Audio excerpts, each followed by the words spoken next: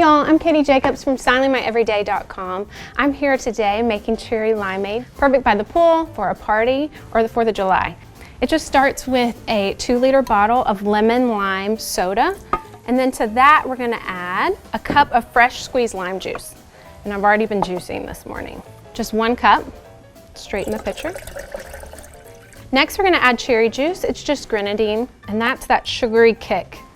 Best to chill it for a couple hours just so everything gets chilled. And then once they arrive, you can start serving in glasses. So the ice is super important. This is my favorite part of this drink. You can buy it at any of your local drive-ins. Just gonna fill each glass all the way to the top. So every drink gets a lime and a cherry on top and a straw. Drinks are served. Happy summer.